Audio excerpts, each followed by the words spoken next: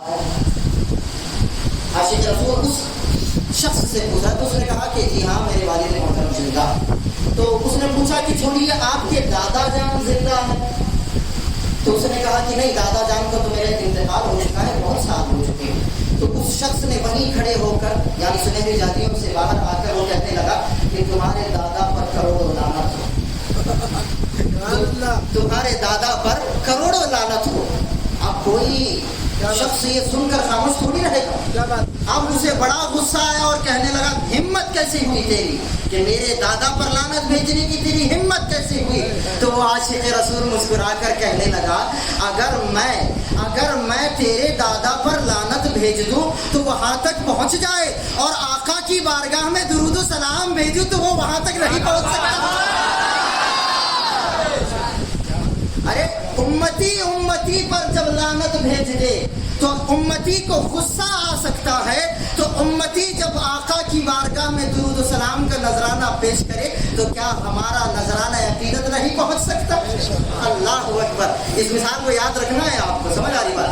اور بس اتنا ہی نہیں، احادیث شریفہ میں تو بے شمار روایتیں ہیں کہ بدھ کا دن جیسے ہی ختم ہوتا ہے اور جمعرات کی شام لگتی ہے تو سرکار نے فرمایا اسی شام سے درود و سلام پڑھنے میں کثرت کرنے لگ جاؤ، کیونکہ جو جمعرات کی رات سے جمعہ کی شام کے اختتام تک میری بارگاہ میں درود و سلام پڑھتا ہے، سرکار فرماتے ہیں کہ اس کا درود سونے کے تشت پر چاندی کے قلم سے پڑھنے والے کے اور اس کے باپ کے نام کے ساتھ میری خدمت میں پیش کیا. درود پاک پڑھی اللہم صلی اللہ ونبينا ومولانا محمد وبارك وسلم صلاة وسلام عليك يا سيدي يا رسول الله صلى الله عليه وسلم. عزیزان گرامی وقار، نسبت عظمت دیتی ہے، نسبت انسان کے مقام و مرتبے کو بڑھا دیتی ہے، نسبت انسان کے مرتبے کو بلند کر دیتی ہے، نسبت گرے ہوئے کو اٹھا دیتی ہے، اور نسبت فقیروں کو بادشاہ بنا دیتی ہے. اللہ اکبر.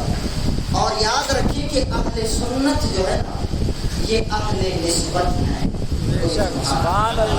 اہل سنت اہل نسبت ہے، اور جو اہل نسبت ہے وہی اہل جنت ہے. سبحان اللہ. اب آپ آگے سنیں گے کہ وہ کیسے. اللہ اکبر. اب مثال دیکھیں، ایک کاغذ لیا میں نے وائٹ پیپر، اور اس پر قلم کے ساتھ میں نے کچھ پوئمس لکھی، قصے کہانیاں لکھی، ناول لکھی، اور اس میں غلطی ہو گئی تو میں کیا کروں گا، اسے اسکریچ کروں گا اور اس کاغذ کو فولڈ کر کے کچرے میں ڈال دوں، کیونکہ بھائی میرا کام نہیں بنا، اس میں غلطی ہو.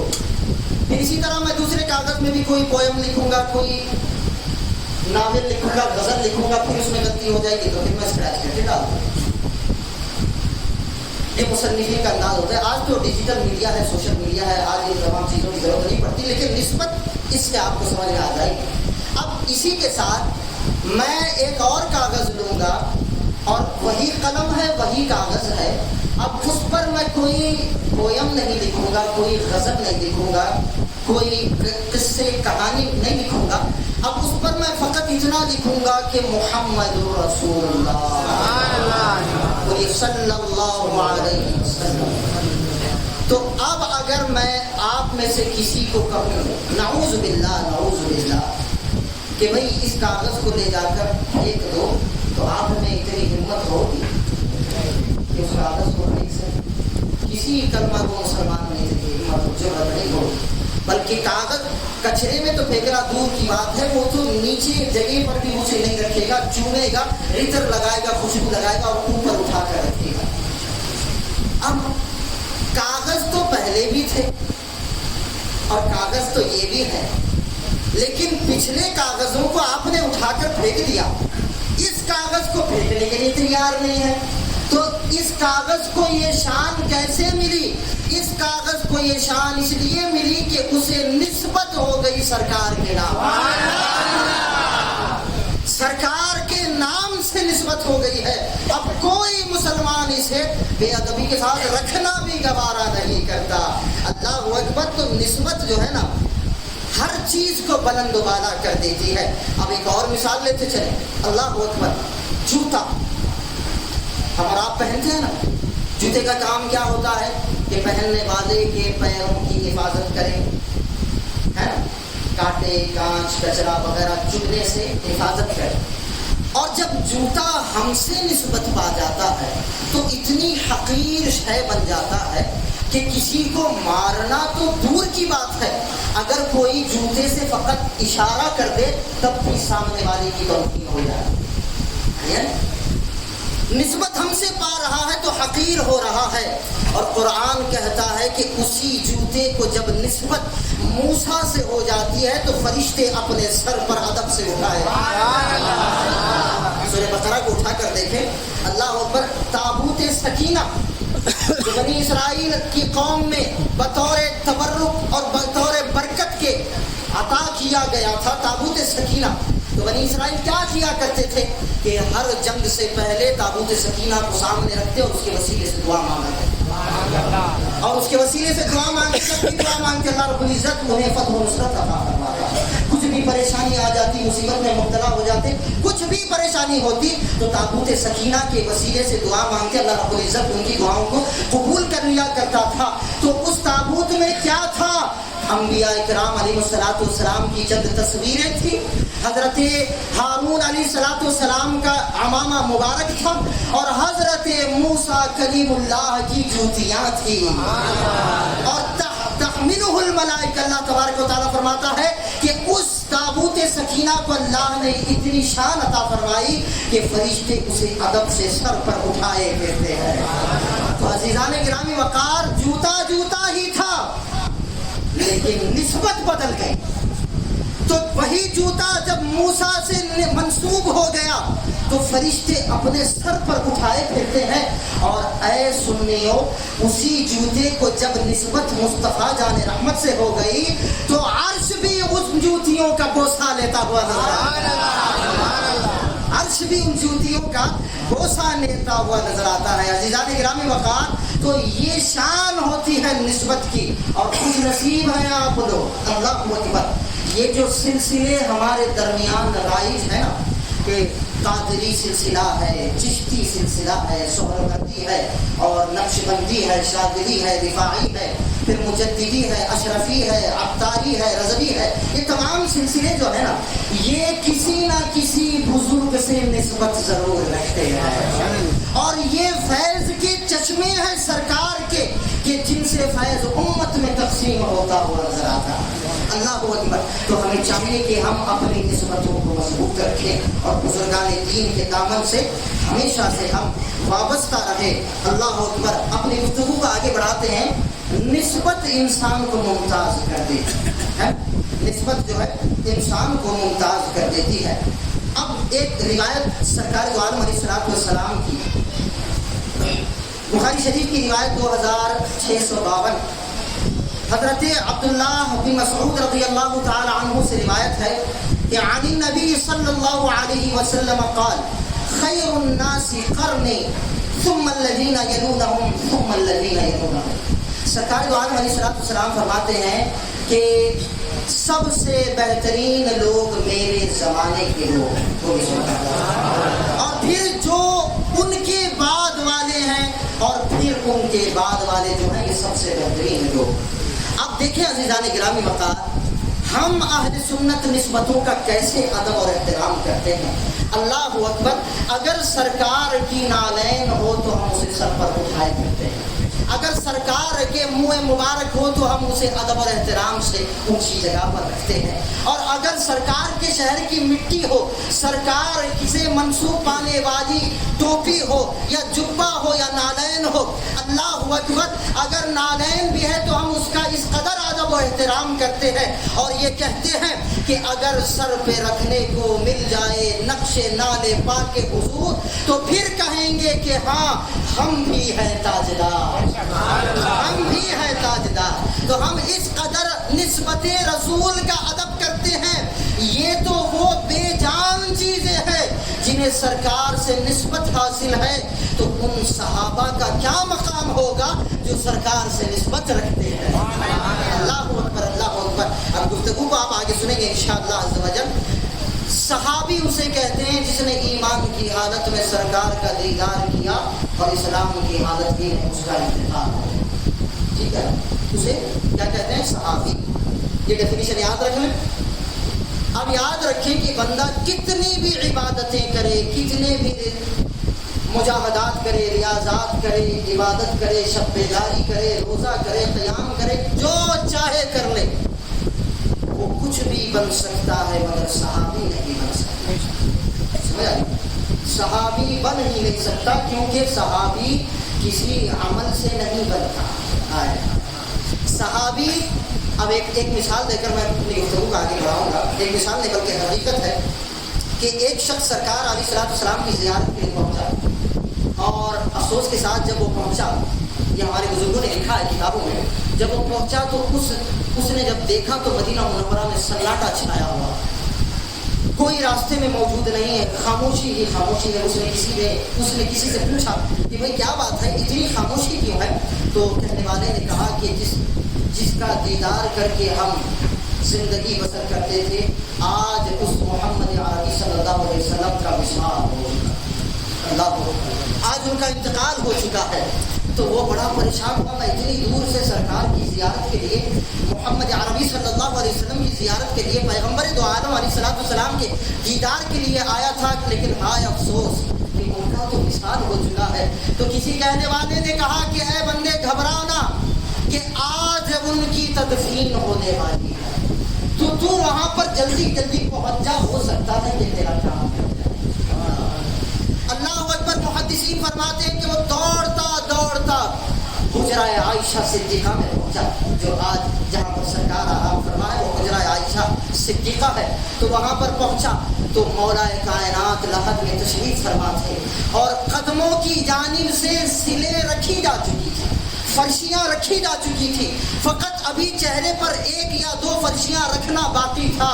تو وہ شخص جو ہے دوڑتا ہوا آیا، مولا کائنات کی نظر اس پر پڑ گئی، اور جیسے ہی حیدر کرار نے دیکھا تو سمجھ گئے کہ یہ اجنبی شخص ہے، اسے کبھی ہم نے مجلس رسول میں بیٹھا ہوا نہیں دیکھا، ہو سکتا ہے یہ دیدار مصطفیٰ کے لیے آیا ہے، آ دیوانے دیدار کر لے محبوب۔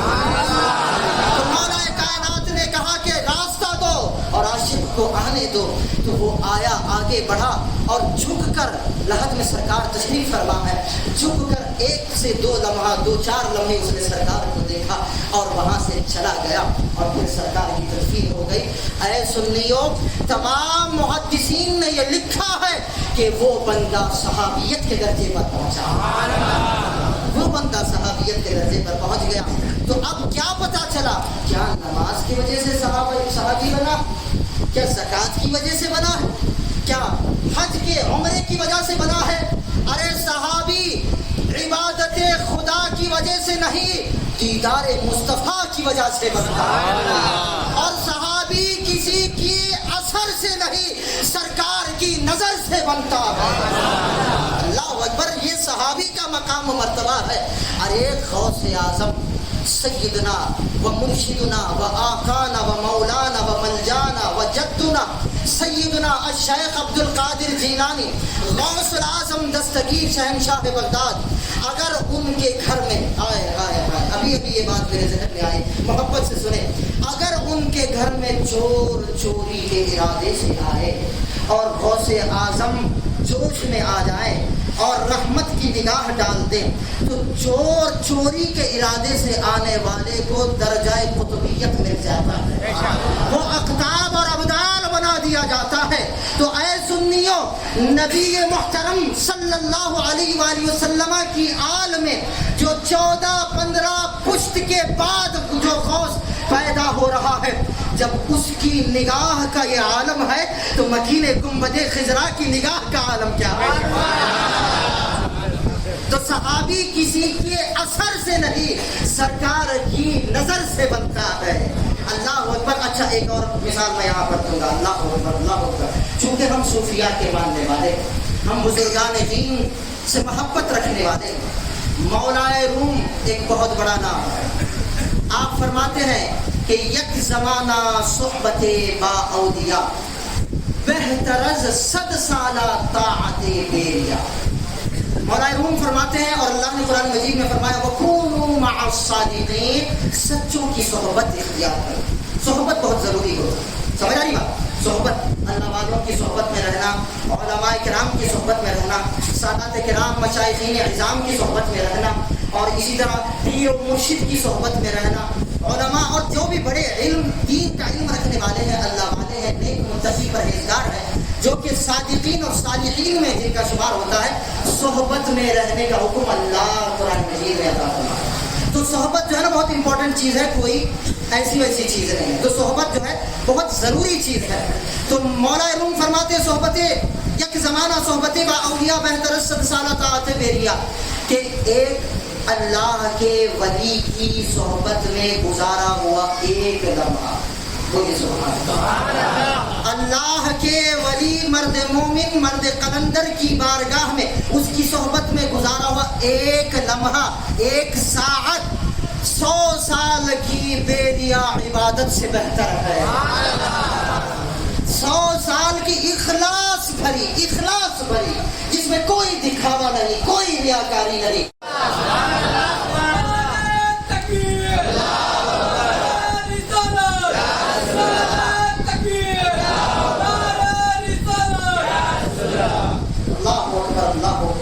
تو نبی کی صحبت میں بیٹھنے والوں کا حال کیا ہوگا؟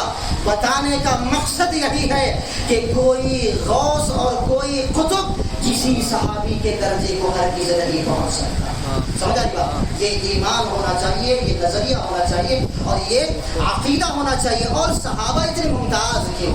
اللہ، صحابہ اتنے ممتاز کیوں ہیں؟ اب اکیلی بڑی محبت والی بات، اللہ اکبر۔ جب انسان کسی کو دیکھتا ہے، اب میں آپ کو دیکھ رہا ہوں، آپ مجھے دیکھ رہے ہیں، اب میں آپ کو دیکھ رہا ہوں تو میری نگاہوں میں آپ کا عکس جمع ہو، اور جب آپ مجھے دیکھ رہے ہیں تو آپ کی نگاہوں میں میرا عکس جمع ہوگا۔ تو کسی نے کیا ہی خوب فرمایا کہ کون ہوگا ان پیارے صحابہ کی طرح جو مصطفیٰ کی پتلیوں میں بستے ہیں اور مصطفیٰ ان کی پتلیوں میں بستے ہیں۔ ارے آج تو عاشق گنبد خضرا کو دیکھ کر چین حاصل کرتا ہے، مگر صحابہ کا کیا مقام ہوگا جو صبح و شام مکین گنبد خضرا کو دیکھا ہے۔ تو اللہ اکبر۔ اور سرکار نے فرمایا نا کہ جس نے مجھے دیکھا اور مجھے دیکھنے والے کو دیکھا، اللہ اکبر، کیا مقام ہے، کیا شان ہے میرے سرکار کی، میرے ماں باپ قربان میرے آقا پر۔ کتنا بڑا شرف اللہ کے رسول نے اپنے صحابہ کو عطا فرمایا۔ جس نے مجھے دیکھا، من رآنی او رآ من رآنی، جس نے مجھے دیکھا یا مجھے دیکھنے والے کو دیکھا، ان پر جہنم کی آگ حرام ہے۔ تو اس پر ہم یہ تو کہہ سکتے ہیں نا کہ ہر صحابی نبی جنتی جنتی، ہر صحابی نبی جنتی جنتی، ہر صحابی نبی جنتی جنتی۔ اور یاد رکھو، اگر کوئی حماقت کرے اور کہے کہ بھائی فلاں صحابی جنت میں نہیں جائے گا، فلاں صحابی جنت میں نہیں جائے گا، تو خدا کی عزت کی قسم اگر کوئی صحابی جنت میں نہیں جا سکتا تو کسی کا باپ بھی جنت میں نہیں جا سکتا۔ یہ اس بات کی ذمہ دار ہم ہیں، سمجھ آ رہی ہے؟ اگر صحابہ جنت میں نہیں جا سکتے جنہوں نے اپنا مال قربان کیا، اپنی جان قربان کی، اپنا سب کچھ لٹا دیا سرکار کے قدموں پر، اور سرکار کے ساتھ جنہوں نے جہاد کیا ہے، وہ اگر جنت میں نہیں جا سکتے تو میرا اور آپ کا تو نمبر آ ہی نہیں سکتا نا۔ تو ہر صحابی نبی جنت.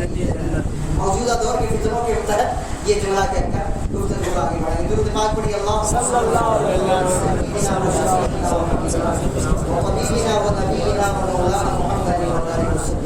الصلاۃ والسلام علیک یا سیدی رسول اللہ صلی اللہ علیہ وسلم. اور بڑے کمال کی بات یہ ہے کہ صحابہ جو ہے نا، اب کوئی یہ نہ سمجھ لینا کہ ہم نے اہل بیت کو چھوڑ کر بات، اللہ یہ ہو ہی نہیں سکتا کہ کوئی سنی صحیح العقیدہ بھی ہو اور اہل بیت کی محبت اس کے سینے میں نہ ہو.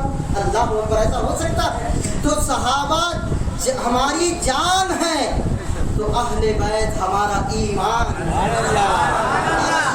ہے. ہم چار یاروں کو بھی مانتے ہیں اور پنجتن پاک کو بھی مانتے ہیں. ہم عشرہ مبشرہ کو بھی مانتے ہیں، تو نبوت کے خانوادے کے 12 اماموں کو بھی مانتے ہیں. اللہ اکبر، اللہ اکبر. اب دیکھیں خیر القرون قرنی، ٹھیک ہے نا. اب یہاں سے تھوڑی سی گفتگو صحابہ کرام رضوان کی شان. خیر القرون قرنی، صحابہ کی شان میں نے اجمالی طور پر یہاں پر بیان. اب انفرادی طور پر اب پہلے جو صحابہ میں سب سے بڑا مقام و مرتبہ ہے وہ کن کا ہے؟ خلفاء راشدین. ٹھیک ہے، خلفاء راشدین. تو یہ 4 یار کہے جاتے ہیں. اب دیکھیں روایت سے ذہن کو حاضر رکھیں، بڑا مزہ آئے گا انشاءاللہ. عاشقوں کو تو ہر محفل میں مزہ ہی آتا ہے، کیونکہ محبوب کی محفل کو محبوب سجاتے آتے ہیں وہی لوگ جنہیں سرکار بلاتے ہیں. آج کئی لوگ جو گھر میں جان بوجھ کر سوئے ہوئے ہیں کہ بھائی نہیں یہ سب کچھ بیکار ہے، یہ کوئی چیز جو ہے صحیح روایتوں سے ثابت نہیں ہے. تو کیا ہمارے اکابرین جو ہے نعوذ باللہ وہ نادان تھے؟ مولا کائنات کی روایتیں موجود ہیں شب برات کے اوپر، شعبان المعظم کی 15ویں رات کے اوپر. ام المومنین سیدہ عائشہ صدیقہ کے فرامین موجود ہیں. بہر کیف میرا وہ عنوان نہیں ہے، آپ آئندہ کسی علماء کرام سے سنیں گے. لیکن اللہ نے ہمیں یہ شان عطا فرمائی ہے اور ہمیں یہ شرف بخشا ہے کہ رات کوئی بھی ہو ہم سرکار کی محبت میں ہمیشہ جمع ہونے کے لیے تیار ہیں. اللہ اکبر، اللہ اکبر.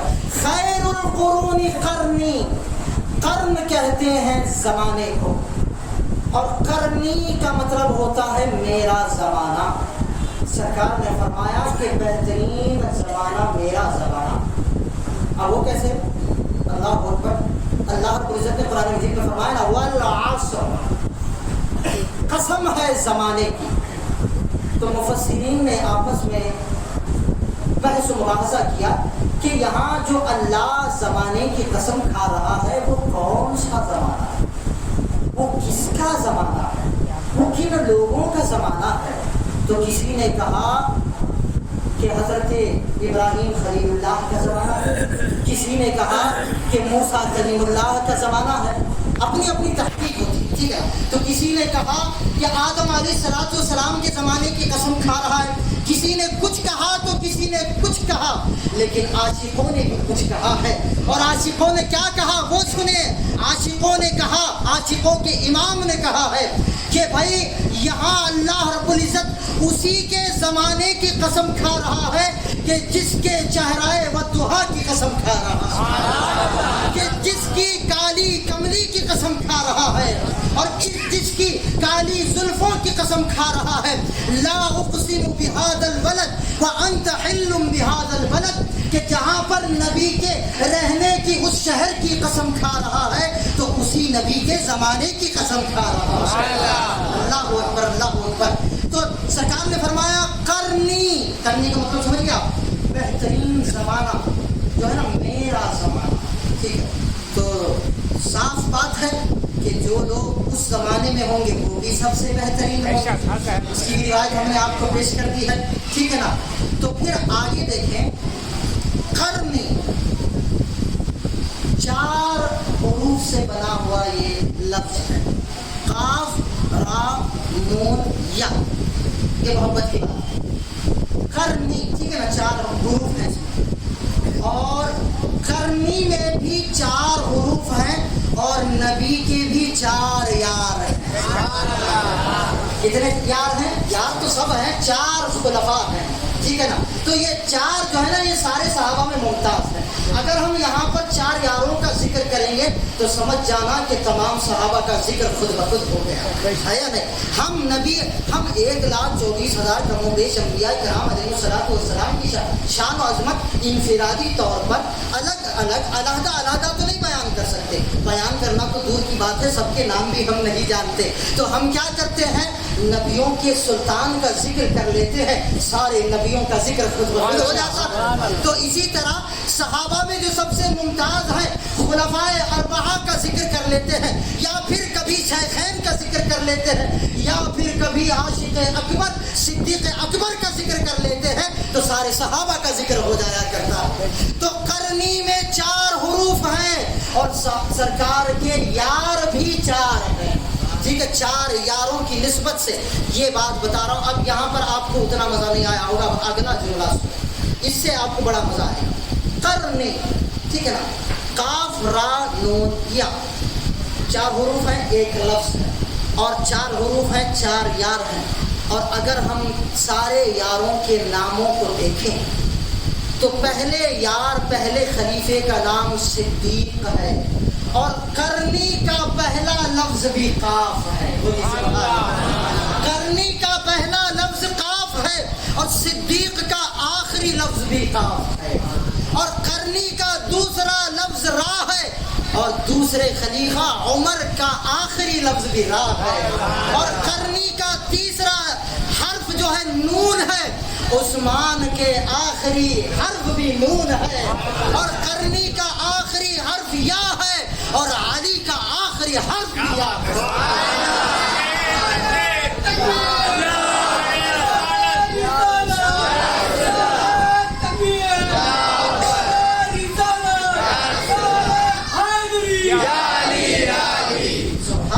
سبحان اللہ، کس طرح سے اللہ نے اپنے محبوب کے 4 یاروں کو یہ شان عطا فرمائی ہے.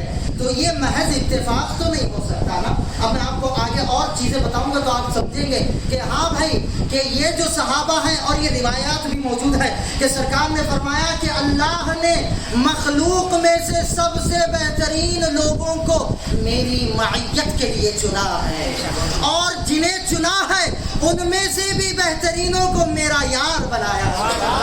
اللہ اوپر یہ بہتری کے درجے بڑھتے جاتے ہیں. سبحان اللہ، سبحان اللہ. تو یہ 4 یاروں کی شان سب سے جدا نظر آتی ہے. تو عزیزان گرامی وقار، اور دیکھیں 4 یاروں کی کیا شان ہے. اللہ اکبر. پہنچی وہیں پہ خاک جہاں کا خمیر، پہنچی وہیں پہ خاک جہاں کا خمیر تھا. یہ مصرع، یہ تھاٹ تو آپ نے بہت سنا ہوگا، لیکن یہ بات جانیے کہ یہ روایت بھی موجود ہے. سرکار فرماتے ہیں کہ انسان کی تدفین، انسان کی لحد وہیں پر بنتی ہے جس مٹی سے اسے بنایا گیا. تو پریشان ہونے کی بات نہیں ہے. کوئی سعودی چلا گیا، کوئی امریکہ چلا گیا، کوئی فارن چلا گیا، خدا نہ خواستہ وہاں اس کا ایکسیڈنٹ ہو گیا اور وہیں اس کی تدفین ہو گئی، تو گھبرانے کی بات نہیں ہے. سارا قدرت کا نظام چل رہا. تو پہنچتی خاک وہیں پہ ہے جہاں کا خمیر ہوتا ہے، یعنی جہاں ازل میں جس زمین کے جس حصے سے اس کی مٹی لے کر جس بندے کا جسم بنایا ہوتا ہے، وہ وہیں پر آٹومیٹیکلی دفن ہوتا ہے. یہ روایت بھی ہے اور یہ جو ہے مشہور جملہ بھی ہے. تو عزیزان گرامی وقار، پہنچی وہیں پہ خاک جہاں کا خمیر تھا.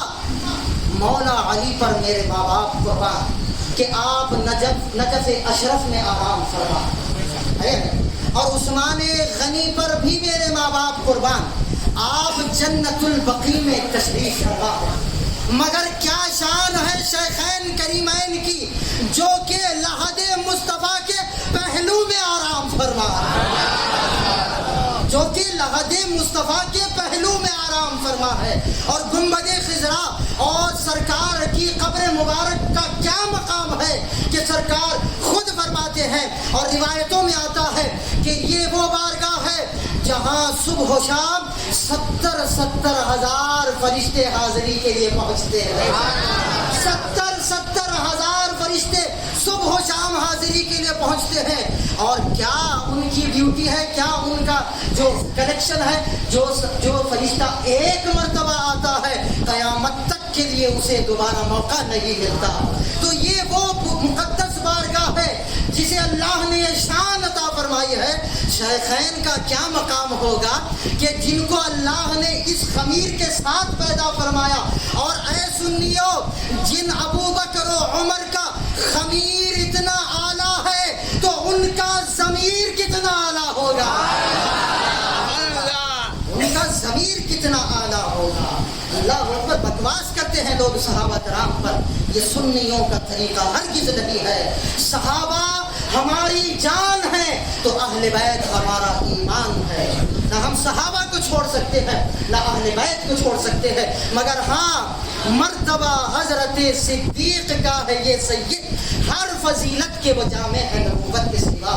اور سرکار نے انہیں یہ مقام عطا فرمایا، اللہ نے انہیں یہ شان عطا فرمائی کہ سرکار کے پہلو میں آرام فرما رہے ہیں. تو سوچیں کہ ابو بکر و عمر کی مٹی ان کا خمیر کتنا اعلیٰ ہوگا، کتنا اعلیٰ ہوگا. ارے ویسے تو صحابی، اللہ اکبر، صحابہ کی شان بہت بلند والا ہے. یاد رکھو، اگر کوئی بھی صحابی کسی بھی زمین کے کسی بھی حصے میں مدفون ہو، دنیا کے کونے کونے میں صحابہ کرام علیہ رضوان مدفون ہے، تشریف فرما ہے، تو روایات میں آتا ہے کہ جو بھی صحابی جس بھی علاقے میں مدفون ہے، قیامت کے دن وہ اس علاقے والوں کے لیے نور بنا کر، قائد بنا کر اٹھایا جائے. یہ تو صحابہ کی اپنی علیحدہ شان ہے. اللہ اکبر. جہاں بھی جا رہے ہیں ہدایت کے پرچم گاڑ رہے ہیں، مگر سرکار کے پہلو میں سونے والوں کا مقام تو عرفہ والا ہوگا نا.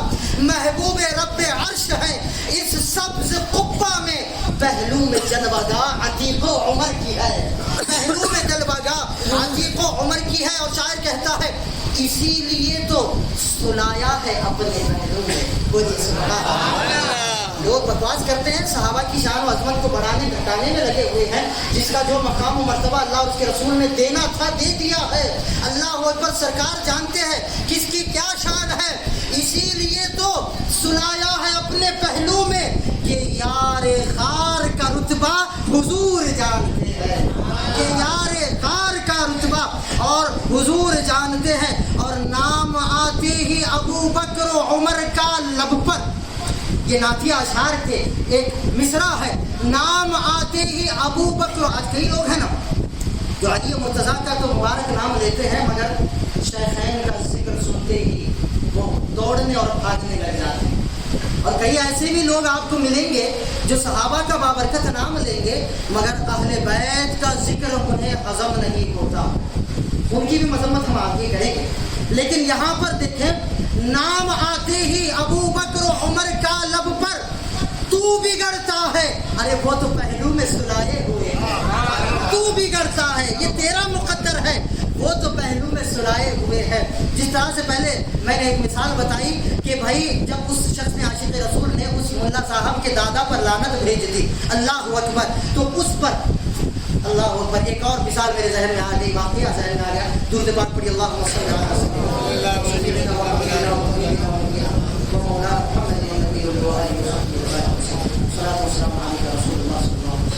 جو شیخین کریمین پر بھونکتے ہیں یا صحابہ کرام پر بھونکتے ہیں، بلا تشبیہ بلا شک بھونکتے ہی ہیں.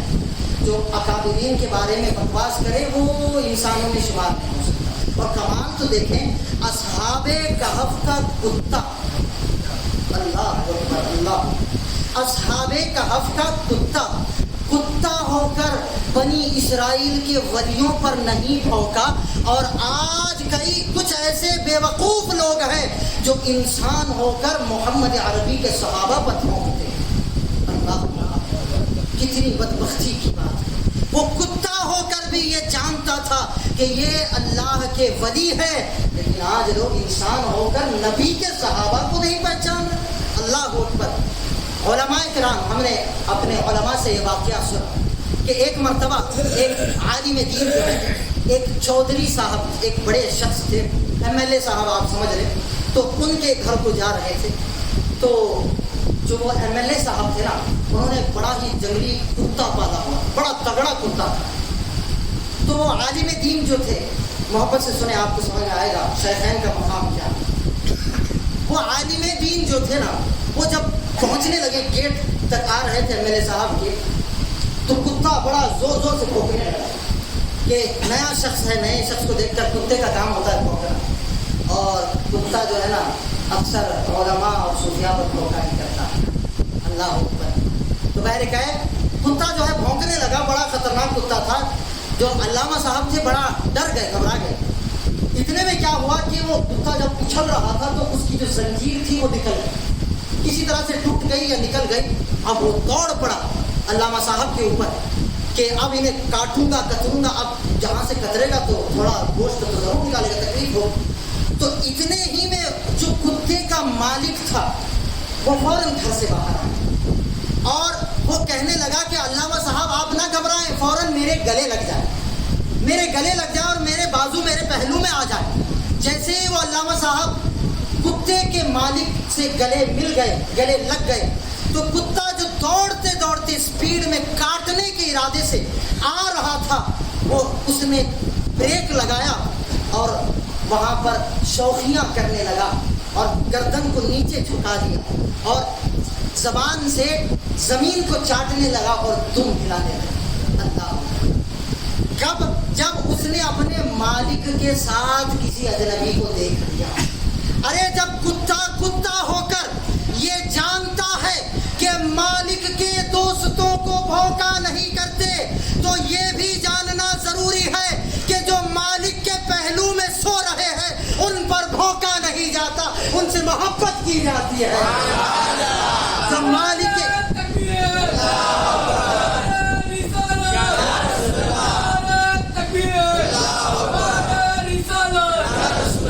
سمجھ آ رہی ہے بات. تو جو مالک کون و مکان ہیں, جو مالک ارض و سما ہیں, جو ان کے پہلو میں آرام کر رہے ہیں تو ان پر بھونکا جائے گا. اللہ اکبر. اور خدا کی عزت کی قسم, بھونکنے والے قیامت تک بھونکتے رہے. ان کے بھونکنے کی آواز بھی سرحد مدینہ میں نہیں جا سکتی, مگر قیامت تک خدا کی رحمتوں کا نزول 24 گھنٹے وہاں پر ہوتا رہے گا. کسی کی لعنت یا کسی کی بھونکنے کی آواز نہیں وہاں تک جائے گی. اللہ نے وہ شان عطا فرمائی ہے. اور 4 یاروں کا اگلی شان دیکھیں, 4 یاروں کی نسبت. اللہ اکبر. 4 یار. پہلے ایک بات سمجھیں, عین یہ حرف ہے عربی کا. اب عین کے 2 معنی ہیں. ایک آنکھ کو بھی عین کہتے ہیں, ایک چشمے کو بھی عین کہتے ہیں. چشمہ, جھرا, نہر جسے ہم کہہ سکتے ہیں. تو عین نہر کو بھی کہا جاتا ہے اور کیا کہتے ہیں, آنکھ کو بھی کہا جاتا ہے. اب دیکھیں, 4 خلفائے راشدین کا اگر ہم اصلی نام دیکھیں تو پہلے خلیفہ کا نام عبداللہ ہے. صدیق اکبر کا جو اصل نام کیا ہے, عبداللہ ہے. اور دوسرے خلیفہ دوم کا نام عمر ہے. تیسرے خلیفہ سوم کا نام عثمان ہے. اور خلیفہ چہارم کا نام علی ہے. اور اگر آپ غور کریں گے تو ان 4 کے ناموں کی شروعات حرف عین سے ہی ہو رہی ہے. اب یہ محض اتفاق ہے, یہ صرف اتفاق ہو سکتا ہے. تو عین سے ہی 4 خلفاء کے نام کا آغاز ہو رہا ہے.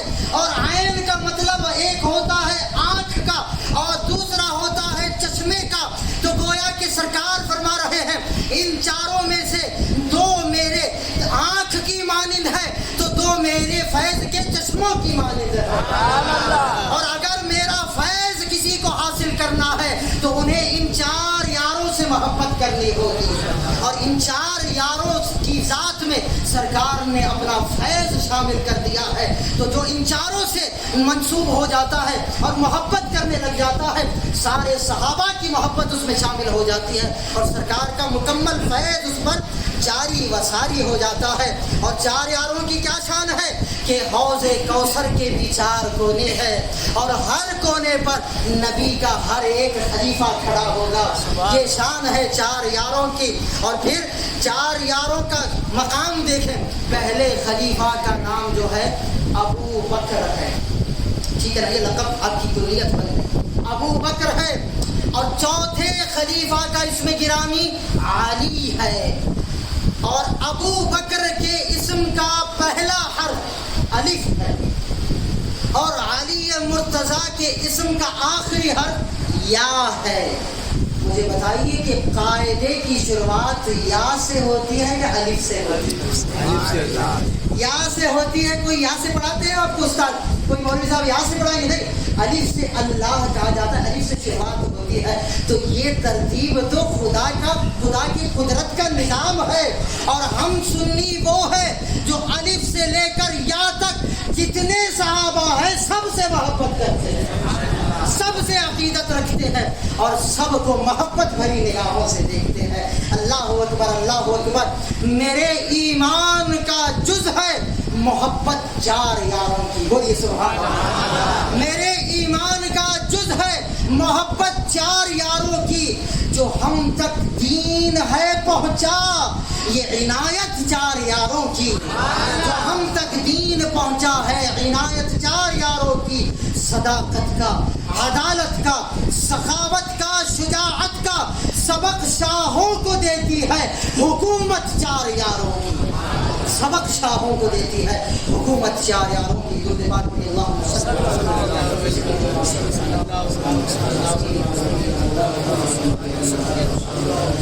عزیزان گرامی وقار, دیکھیں سنیوں کا اللہ نے اشارہ عطا فرمایا. آج ایسے لوگ بھی آپ کو ملیں گے جو صحابہ کرام علیہم الرضوان کا مبارک نام لے کر اہل بیت کے ذکر سے دور بھاگیں گے. آج یہ باتیں بتانا ضروری ہو گیا کیونکہ پتہ نہیں چل رہا کہ ہمارا بھائی, ہمارا برادر, ہمارا دوست, ہمارا رشتہ دار کب گمراہ ہو رہا, کب آج 2-4 دن کے بعد اللہ نہ کرے اللہ ہمارا اور آپ کا خاتمہ ایمان پر فرمائے, مسلک اہل سنت پر فرمائے, بزرگان دین کے مسلک اور عقیدے اور نظریے پر ہمارا خاتمہ فرمائے. لیکن یہ چیزیں جاننا ضروری ہے کہ آپ بور تو نہیں ہو رہے. اگر بور رہے ہیں تو بات ختم کرنا ہے, زبردستی بٹھانا میرا مقصد ہے. ٹھیک ہے, ٹھیک. اللہ اکبر. تو کئی ایسے لوگ ہیں جو صحابہ کا نام تو لیتے ہیں مگر اہل بیت کے ذکر سے دور بھاگتے ہیں, اور علی کو مولا کہہ دو تو ان کے چہرے کا رنگ بگڑ جائے. میں بغیر نام لیے اشارہ دے کر گفتگو آگے بڑھا. اور کئی ایسے لوگ ہیں جنہوں نے رات کو تو رات ہی ہے مگر دن کو بھی رات بنا رکھا. سمجھ رہے بات؟ دن کو بھی رات بنا رکھا ہے اور اہل بیت کا مبارک نام لیتے ہیں اور صحابہ کی شان میں توہین آمیز جملے کہتے ہیں. تو خدا کی عزت کی قسم ان دونوں سے سنیوں کا کوئی واسطہ نہیں, کوئی تعلق نہیں ہے. اب ہم دیکھیں اب سنی کون ہوتا ہے یہ اب آپ کو بتائیں گے, کوشش کریں گے. میں تو طالب علم ہوں, کوئی بہت بڑا محترم یا خطیب نہیں ہوں, خادم اہل سنت ہوں. یہ تو آپ کی ذرا نوازش ہے کہ آپ نے مجھے یہاں پر بٹھایا اور کچھ کہنے کا موقع عنایت فرمایا. اللہ اکبر. علی بن ابی طالب کرم اللہ وجہ الکریم, مولا کائنات, داماد پیمبر, فاتح خیبر, حسنین کریمین کے بابا جان, سیدائے کائنات کے شوہر نامدار. اللہ اکبر. علی بن ابی طالب کرم اللہ وجہ الکریم کے بارے میں میرے آقا نے کیا فرمایا؟ ترمذی شریف اور صحاح کی روایت ہے کہ من کنت مولاہ فعلی مولاہ, من کنت مولاہ فعلی مولاہ, کہ جس کا میں مولا ہوں اس کا علی بھی مولا. تو عزیزان گرامی وقار, من کنت مولاہ فہذا علی مولاہ, یہ حق ہے, اور جو اس میں شک کرے اس کے ایمان میں شک ہے. سمجھ آ رہی بات؟ تو سنی کون ہوتا ہے؟ جو من کنت مولاہ فعلی مولا کو بھی بیان کرتا ہے اور دوسری جانب یہ بھی بتاتا ہے کہ سرکار نے فرمایا, بخاری شریف کی روایت ہے, مرو ابا بکر فلیصلی بالناس, کہ اے علی ابو بکر کو حکم دو کہ وہ میرے صحابہ کی امامت فرمائے. یہ ہوتا ہے سنی. اور سنی یہ ہوتا ہے جو کہتا ہے کہ سرکار نے فرمایا کہ جتنوں نے بھی ہم پر جتنا بھی احسان کیا ہے سب کے احسانوں کا بدلہ ہم نے دنیا میں چکا دیا ہے سوائے ابو بکر کے, سوائے ابو بکر کے. ارے ابو بکر کے احسانات کا بدلہ تو قیامت میں اللہ خود عطا فرمائے گا. یہ سرکار فرما رہے ہیں. تو ہم وہاں علی کی مولایت کا بھی ذکر کر رہے ہیں اور یہاں صدیق کی افضلیت کا بھی ذکر کر رہے ہیں. اور دوسری جانب علی بن ابی طالب کے بارے میں سرکار نے فرمایا, لا يحب الا مؤمن ولا يبغض الا منافق, کہ اے علی خدا کی عزت کی قسم تجھ سے محبت فقط مومن کرے گا. تجھ سے محبت فقط مومن کرے گا اور تجھ سے بغض فقط منافق رکھے گا تو محبت کی علامت، ایمان کی علامت اللہ کے رسول نے محبت علی کو قرار دیا. ہم یہ بھی بیان کرتے ہیں تو دوسری جانب ہم یہ بھی بتاتے ہیں کہ سرکار نے فرمایا کہ میرے بعد اگر کوئی نبی ہوتا تو وہ عمر ہوتا. اور اے عمر، اللہ نے تجھے وہ شان دی ہے کہ تو جس راستے سے گزرتا ہے شیطان تیرے سائے کو دیکھ کر راستہ بدل لیا کرتا ہے. تو یہ بھی ہم بیان کرتے ہیں. اور تیسری جانب علی بن ابی طالب، مولا کائنات علی بن ابی طالب کرم اللہ وجہ الکریم کے جو سب سے بڑا فضل اللہ کا ہوا اور سب سے بڑے جو مناقب علی بن ابی طالب میں سے ہے وہ یہ ہے کہ آپ کے نکاح میں سیدہ کائنات عائشہ سرکار کی شہزادی لاڈلی صاحبزادی جگر کا ٹکڑا، اللہ بضعۃ منی سرکار نے فرمایا، اور دنیا و آخرت و ما فیہا و جنتی تمام عورتوں کی سردار سیدہ کائنات بی بی فاطمہ الزہرا سلام اللہ علیہا و رضی اللہ عنہا کہ مولا کائنات کے نکاح میں آ رہی ہے تو آپ کے مقدر کو چار چاند لگا رہی ہے. یہ بھی سنی بیان کرتا ہے تو دوسری جانب سنی یہ بھی بتاتا ہے کہ روئے زمین پر سیدنا آدم علیہ السلام سے لے کر کل صبح قیامت تک کوئی بندہ ایسا نہیں ہے جس کے نکاح میں ایک نبی کی دو شہزادیاں آئی ہو سوائے سیدنا عثمان غنی کے، سوائے سیدنا عثمان غنی کے. تو بتائیے ہم نے کہاں سے ڈنڈی مارنے کی کوشش کی ہے؟ تو سنی وہ ہوتا ہے جس کا سینہ کشادہ ہوتا ہے، نہ اس کے دل میں بغض صحابہ ہوتا ہے، نہ ہی ذکر اہل بیت کے لیے کوئی تنگی ہوتی ہے. ارے سنیت ہی اس چیز کا نام ہے. ارے سنی کے سینے میں گستاخی نام کی کوئی چیز نہیں ہوتی. اب یہ فارمولہ بتا رہا ہوں، سنیت میں گستاخی نام کی کوئی چیز نہیں ہوتی، اور اگر کسی میں گستاخی پائی جائے تو سمجھ جانا اس میں سنیت نہیں ہوتی، اس میں سنیت نہیں ہوتی. یہ پہچان بنا لے، یہ معیار بنا لے. اللہ اکبر. اگر ہم دیکھیں ہمارا نظریہ کیا ہے، عقیدہ کیا ہے، ہم تو منہ مبارک کا بھی ادب کرتے ہیں، نالین شریف کا بھی ادب کرتے ہیں، تبرکات کا بھی ادب کرتے ہیں. ارے مدینہ منورہ کی مٹی کا بھی ہم ادب کرتے ہیں، سرکار کے جسم مبارک کا بھی ہم ادب کرتے ہیں، آل رسول کا بھی ہم ادب کرتے ہیں، اصحاب رسول کا بھی ہم ادب کرتے ہیں. تو ہم کسی نسبت رسول کی گستاخی نہیں کرتے. تو جو گستاخی کرتا ہے وہ کچھ بھی ہو سکتا ہے مگر سنی نہیں ہو سکتا. سمجھ آئیے بات، وہ سنی نہیں ہو سکتا. تو اپنے معیار کو مضبوط کریں. گستاخی سے اور گستاخوں سے ہمیشہ اپنے ایمان کی حفاظت کریں. کیا کرنا ہے آپ کو؟ کچھ کرنا نہیں ہے، کچھ لڑائی جھگڑا نہیں کرنا ہے، مناظرہ بحث و مباحثہ نہیں کرنا ہے. بس گستاخی سے اور گستاخوں سے، یہ دونوں امپورٹنٹ ہیں. زیادہ امپورٹنٹ تو گستاخوں کی صحبت سے بچنا، کیونکہ چور صحبت صالح ترا صالح کنت، صحبت طالح ترا طالح کنت. یہ مولا روم فرماتے ہیں کہ اچھوں کی صحبت اچھائی سے بہتر ہے. اچھوں کی صحبت اچھائی سے بہتر ہے اور بروں کی صحبت برائی سے بدتر ہے. کیونکہ اچھوں کی صحبت میں بیٹھو گے تو صحبت اپنا رنگ چڑھاتی ہے، صحبت اپنا رنگ چڑھاتی ہے. تو آج ایک نیکی کرو گے تو کل دو کرو گے، یہ صحبت کا رنگ ہوگا اور فیض ہوگا. اور اگر گنڈے موالیوں کے پاس بیٹھو گے، بروں کے پاس بیٹھو گے، آج پاکٹ مارتے تھے کل بینک کو لوٹ لو گے. سمجھا نہیں نا بات؟ تو بروں کی صحبت برائی سے بدتر ہے. تو ہمیشہ اپنے آپ کو ہر قسم کی گستاخی سے بھی بچانا ہے اور ہر قسم کے گستاخوں سے بھی بچانا ہے. اور ایک جملہ اگر میں تھوڑا سا کھول کر کہنا چاہوں، اجازت ہے؟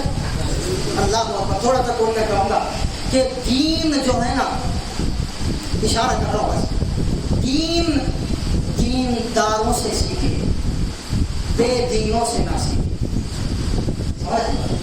دین کو دینداروں سے سیکھنا. ہاں اگر آپ انگلش کا گرامر سیکھنا چاہتے ہیں تو ضروری نہیں ہے کہ آپ کے مسلک کا ہو، آپ کے مذہب کا ہو، کسی کے پاس بھی سیکھیں. کیونکہ انگلش کا تعلق، سائنس کا تعلق، میتھمیٹکس کا تعلق، بزنس کا تعلق، یہ جتنی بھی دنیاوی تعلیمات ہیں اس کا تعلق ایمان اور عقیدے سے ہے. ٹھیک ہے؟ تو اگر یہ چیزیں سیکھنا ہے تو آپ کسی سے بھی سیکھ سکتے ہیں، یہ دنیاوی معاملات ہے. مگر دین کو دینداروں سے سیکھنا ہے، بے دینوں سے نہ سیکھیں۔ اور اگلا جملہ سنیں اور اپنے ذہن کی تختی پر لکھ لیں کہ دین کو کسی نام نہاد انجینئر یا ڈاکٹر سے نہ سیکھیں۔ بات سمجھ میں آ رہی ہے آپ؟ کس کی طرف اشارہ ہو رہا ہے آپ سمجھ جائیں۔ کسی انجینئر، نام نہاد انجینئر ہو یا کوئی نام نہاد ڈاکٹر ہو تو ان سے دین نہیں سیکھنا ہے۔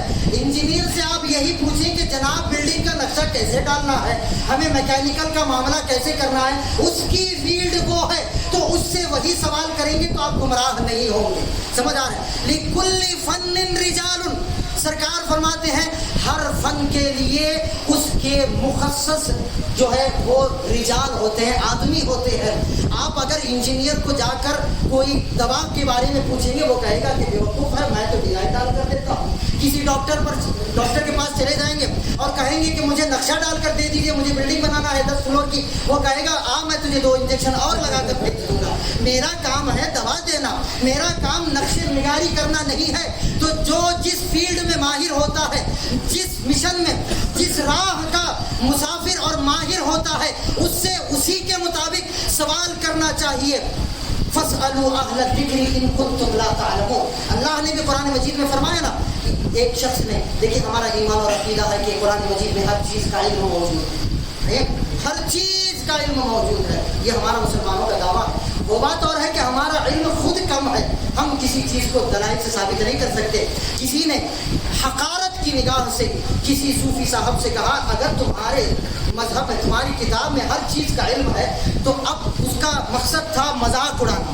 تو وہ پوچھنے لگا کہ ذرا بتاؤ کہ بریانی کی ڈش جو بنتی ہے کہ اس کے انگریڈینٹس بھی قرآن مجید میں موجود ہیں۔ اب اس کا مقصد تھا مذاق اڑانا قرآن مجید کا، اسلام کا۔ تو اللہ والے جو ہوتے ہیں نا یہ بڑی گہری نگاہ رکھنے والے ہوتے ہیں۔ اللہ اتقوا فراست المؤمن انہ ینظر بنور اللہ، کہ مومن کی فراست سے ڈرو۔ اللہ والوں کے ساتھ چھیڑ خانی اچھی ہے، اللہ والوں کی ساتھ ان کی توہین کرنا، گستاخی کرنا اچھا نہیں، کیونکہ سرکار فرماتے ہیں، حدیث قدسی ہے، انہ ینظر بنور اللہ، کیونکہ اللہ کے جو اولیاء کاملین ہوتے ہیں وہ اللہ کے نور سے دیکھتے ہیں، اور ان کے نگاہ صرف ہمارے ظاہر پر نہیں ہمارے باطن پر بھی ہوا کرتی ہے۔ اتقوا فراست المؤمن انہ ینظر بنور اللہ۔ تو صوفی صاحب پہچان گئے کہ یہ یہاں پر مذاق کرنے کے لیے آیا ہے اور حقارت کے ساتھ قرآن مجید کے ساتھ مذاق کرنے کے لیے آیا ہے۔ تو انہوں نے یہ فرمایا کہ بھائی دیکھو بریانی بنانے کی جو ڈش ہے وہ تو قرآن مجید میں بھائی آپ کو نہیں ملے گی۔ تو اب وہ ہنسنے لگا کہ دیکھو تم تو کہتے ہو کہ قرآن مجید میں ہر چیز کا علم موجود ہے، تو دیکھو میرے سوال کا جواب تمہارے پاس نہیں ہے۔ تب انہوں نے آیت اگلی تلاوت فرمائی کہ فَاسْأَلُوا أَهْلَ الذِّكْرِ إِن كُنتُمْ لَا تَعْلَمُونَ۔ بولیے سبحان اللہ۔ کیا بالکل صحیح ہے، یہاں پر بریانی بنانے کی، دنیاوی معاملات کی جو کچھ بھی ہے، اگر میں ایک ایک شعبے کو کھولتا بیٹھوں گا تو ہر چیز کا صراحت کے ساتھ آپ کو قرآن مجید میں تذکرہ نہیں ملے گا، مگر کلام اللہ کا کلام ہے، وہ کتاب اللہ کی کتاب ہے جو کہ سب کتابوں پر بھاری ہے۔ اللہ اکبر، دینداروں سے سیکھے، اس کا یہ مطلب ہے۔ اللہ کے اس ولی نے فرمایا کہ بریانی کی ڈش کا جو طریقہ ہے وہ تو موجود نہیں ہے، مگر اللہ نے یہ ضرور فرمایا ہے کہ اگر تم کسی معاملے کو پوچھنا چاہتے ہو، کسی چیز کے بارے میں علم سیکھنا چاہتے ہو، تو اس چیز کا جو آلریڈی علم رکھتا ہے اور مہارت رکھتا ہے اس سے اپنے مسئلے کا حل پوچھو، اس سے اپنے مسئلے کا حل پوچھو۔ لو مسئلہ ہی ختم ہو گیا، مسئلہ ہی ختم ہو گیا۔ ڈاکٹر کے پاس چلا جائے، انجینئر کے پاس چلا جائے، اس وجہ سے ہر چیز کا علم قرآن مجید میں موجود ہے۔ تو میرے کہ عزیزان گرامی وقار، صحابہ کی شان و عظمت بڑی بلند و بالا ہے، اہل بیت کا مقام و مرتبہ بہت بلند و بالا ہے۔ ایک شخص کہنے لگا کہ دیکھیے یہ گھڑی، جی ہاں یہ گھڑی ہے، اب اس کے دل میں جو ہے نا بغض صحابہ تھا۔ دیکھیں اس نے کس طرح سے مذاق اڑانے کی کوشش کی۔ دیکھو گھڑی میں جو ہے 12 بھی ہیں اور وقفہ جو ہے نا، جو کانٹوں کا جو جڑے ہوئے کانٹے ہیں، تو وقفہ جو ہے 5-5 منٹ کا ہوا کرتا، ٹھیک ہے۔ تو اب وہ کہنے لگا تنقید کے ساتھ کہ دیکھو گھڑی میں بھی 12 بھی موجود ہے اور وقفہ بھی 5 کا موجود ہے، یعنی 5 بھی موجود ہے 12 بھی موجود ہے. وہ اشارہ کر رہا تھا پنجتن پاک کی طرف اور 12 اماموں کی طرف. اب سنیے آپ کو بتا رہے ہیں. اور پھر آگے کہتا ہے کہ یہ 3 کانٹوں کو دیکھو، یہ کہیں پر ٹکتی نہیں ہے. استغفر اللہ، اشارہ دے کر کہاں پر دینا چاہ رہا ہے؟ یہ کہیں پر ٹکتی نہیں ہے، بس پھرتی رہتی ہے، ان کا کوئی ٹھکانہ نہیں ہے، یہ بس پھرتی رہتی ہے. اشارہ خلفائے ثلاثہ کی طرف کر رہا تھا کہ نعوذ باللہ اب گستاخ تھا، بغض تھا اس کے سینے میں. تو گھڑی میں 5 بھی ہے اور 12 بھی ہے، مگر یہ 3 کانٹے جو ہیں یہ کہیں پر رکتے نہیں ہیں. اللہ اکبر. تو وہ اتنا کہہ کر اپنی دلیل کہہ کر چلا گیا. اگلے دن ہمارے بزرگ کا وہاں پر خطاب تھا. اللہ والوں کی شان دیکھیں کتنی نرالی ہوتی ہے. تو انہوں نے کہا، اب سنیں توجہ سے، انہوں نے کہا بات تو صحیح ہے، بات تو صحیح ہے کہ گھڑی میں 5 پنجتن کی نسبت سے بھی موجود ہے اور 12 ائمہ اہل بیت کی نسبت سے بھی موجود ہے، مگر یاد رکھو اگر کسی میں ہمت ہے تو اس گھڑی میں سے 3 ان کانٹوں کو نکال دو، اور اگر تینوں کانٹوں کو نکال دو گے خدا کی عزت کی قسم نہ 5 کا پتہ چلے گا نہ 12 کا پتہ چلے گا. نہ 5 تمہیں خبر دے گا نہ 12 تمہیں خبر دیں گے. اللہ اکبر. بکواس کرتے ہو. ارے اہل بیت کی شان ہمیں کسی نے بتائی ہے تو وہ صحابہ نے بتائی ہے، اور صحابہ کا مقام ہمیں کسی نے بتایا ہے تو اہل بیت نے ہمیں بتایا ہے. صحابہ ہماری جان ہے تو اہل بیت ہمارا ایمان ہے، اور دونوں میں سے کسی ایک کا بھی بغض ہوگا تو بندہ جنت میں نہیں جا سکتا. اشعار ملاحظہ کریں.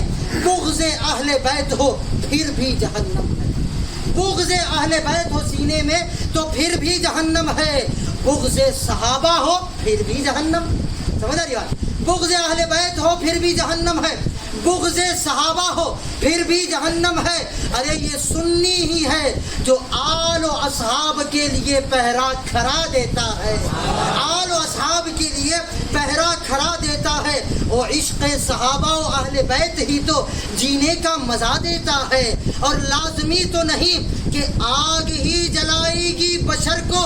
ارے آل و اصحاب کا بغض بھی کلیجوں کو جلا دیتا ہے، آل و اصحاب کا بغض بھی کلیجوں کو جلا دیتا ہے. تو گستاخی سے اور گستاخوں سے ہمیشہ اپنے آپ کو بچا کے رکھنا ہے. دینداروں سے سیکھیں گے نا انشاءاللہ. کسی ایسے ویسے ایرے غیرے نتو غیرے جو موجودہ دور میں انجینئر وائرل ہو رہے ہیں، ڈاکٹرز وائرل ہو رہے ہیں، تو انہیں اپنی فیلڈ تک ہی رہنے دیں. ہمیشہ اپنے علماء کے دامن سے وابستہ رہیں، اپنے بزرگوں سے، اپنے پیران عظام سے، اپنے مشائخین سادات سے وابستہ رہیں. جو آپ کے محلے کے علاقے کے جو علماء ہیں، ائمہ مساجد ہیں، ان سے مسئلہ پوچھیں. کسی کی کوئی بات سننے کی ضرورت نہیں ہے. اگر کوئی بھی شک و شبہ آپ کے سینے میں دل میں پیدا ہو جائے تو فوری طور پر کسی عالم اہل سنت کی خدمت میں رجوع کریں، مسئلہ پوچھیں. کوئی کسی کی بات سن کر کوئی عقیدہ منا لینے کی ضرورت نہیں ہے. اہل سنت کو اللہ نے بڑے مقام و مرتبے سے نوازا ہے، بڑے بڑے نایاب نگینے ہمارے پاس موجود ہیں. لوگ پوچھتے ہیں کہ بھائی تم اتنا ڈنکی کی چوٹ پر اپنی جماعت کا تذکرہ کرتے ہو اور اپنی جماعت کا آواز چلی گئی ہے. اچھی بات، کوئی بات نہیں، تو نکال دوں میں اس کو، نکال کے لو. درود پاک پڑھی اللہم صلی اللہ علیہ وسلم. آخر میں تھوڑی سی گفتگو، بس مجھے اور تھوڑا برداشت کریں، بات کو ختم کریں گے انشاءاللہ عز و جل. لوگ پوچھتے ہیں کہ اہل سنت کے حق ہونے کی علامت کیا؟ ہم سنی ہیں نا، سنی ہیں یا نہیں بھائی؟ اور بائی چانس سنی ہے یا بائی چوائس سنی؟ بائی چوائس سنی ہے، الحمدللہ. اور ہمیں اپنے مسلک پر، اپنے عقیدے پر، اپنے نظریے پر بھرپور ناز ہے، اور ہمارا عقیدہ نظریہ جو کچھ بھی ہے، جتنا بھی ہے، ایک بھی چیز قرآن و حدیث کے خلاف نہیں. ہاں ہمارا علم کم ضرور ہے لیکن ہمارا عقیدہ اور نظریہ قرآن و حدیث کے خلاف نہیں ہے. لیکن میں دلائل کی گہرائی میں نہ جاتے ہوئے گفتگو کو محبت کے ساتھ آگے بڑھاؤں گا. میں جانتا ہوں کہ آپ لوگ کیا سننا پسند کرتے ہیں. تو لوگ پوچھتے ہیں کہ بھائی تم اتنا سینہ تان کر سنی بن کر چلتے ہو تو تمہارے مسلک کے حق ہونے کی علامت کیا ہے؟ تو ہم ان سے بس اتنا ہی کہیں گے اللہ اکبر کہ بھائی ہر فرقے کو جمع کر لو اور اہل سنت و جماعت کو جمع کر لو. ہر فرقے میں تم حافظ قرآن دکھا سکتے ہو, تم عالم دین دکھا سکتے ہو, تم قاری قرآن دکھا سکتے ہو, تم شیخ الحدیث دکھا سکتے ہو, تم شیخ القرآن دکھا سکتے ہو, تم مفتی صاحب دکھا سکتے ہو, لیکن کوئی ایسا فرقہ دکھاؤ جس میں غوث اعظم موجود ہو, جس میں کوئی ایسا فرقہ آپ کو نظر نہیں آئے گا جس میں غریب نواز موجود ہو یا غوث اعظم موجود ہو. ارے تمام فرقے فتاوے دکھا سکتے ہیں, مدارس دکھا سکتے ہیں, کتابیں دکھا سکتے ہیں, مگر احمد رضا جیسا مجدد کون دکھائے گا؟ اللہ اکبر. تو یہ حقانیت کی علامت ہے کہ اللہ نے اپنے برگزیدہ بندوں کو اہل سنت و جماعت میں پیدا فرمایا. اور کمال کی بات یہ ہے کہ جو لوگ صحابہ کا نام لے کر اہل بیت سے بھاگ رہے ہیں, جو خارجی الذہن ہے, جو سلخویسرا تمیمی, بخاری مسلم تمام صحاح کی روایتوں میں اس بدبخت کا تذکرہ موجود ہے, اس بدبخت کا تذکرہ موجود ہے. ٹھیک ہے, وقت ہو رہا ہے. اور اس کے علاوہ عبداللہ بن سبا جو رافضی الذہن تھا, اس کا بھی تذکرہ موجود ہے, جس نے اہل بیت کی محبت میں صحابہ کی گستاخی کی. اللہ اکبر. اگر آپ ان دونوں فرقوں میں دیکھیں گے, بخوبی غور کریں گے, تو کسی فرقے میں کوئی ولی نظر نہیں آئے گا, کوئی ولی نظر نہیں آئے گا. اللہ اکبر. ہر ولی ہمارے مسلک میں موجود ہے. یہی ہمارے حقانیت کی دلیل ہے کہ ہمیں غوث اعظم پر ناز ہے, ہمیں غریب نواز پر ناز ہے. اللہ اکبر. محی الدین ہمارے پاس ہے. آخری بات ہے, اب کوئی زبان خاموش نہ رہے, میں آخری جملے کہہ کر ختم کر رہا ہوں. محی الدین غوث اعظم کا لقب ہے نا, محی الدین ہمارے پاس ہے. بولیے سبحان اللہ. معین الدین ہمارے پاس ہے, قطب الدین ہمارے پاس ہے, شہاب الدین ہمارے پاس ہے, بہاء الدین ہمارے پاس ہے, فرید الدین ہمارے پاس ہے, علاء الدین ہمارے پاس ہے, نظام الدین ہمارے پاس ہے, نصیر الدین ہمارے پاس ہے, جلال الدین ہمارے پاس ہے. اے سنیوں, فخر کرو اپنی قسمت پر, خدا کی عزت کی قسم, دین بھی ہمارے پاس ہے, دین والے بھی ہمارے پاس ہیں, دین بھی ہمارے پاس ہے, دین والے بھی ہمارے پاس ہے. بحمد اللہ ملا حق سے عقیدہ اہل سنت کا. بولیے سبحان اللہ. آخری سے بحمد اللہ ملا حق سے عقیدہ اہل سنت کا. پڑھا ہے قدسیوں نے بھی قصیدہ اہل سنت کا. زمین ہے اہل سنت کی, زمانہ اہل سنت کا, بنایا رب نے جنت میں ٹھکانہ اہل سنت کا. اور کسی کی ایڑ کی جانب نظر اٹھتی نہیں اپنی, خدا نے بھر دیا اتنا خزانہ اہل سنت کا.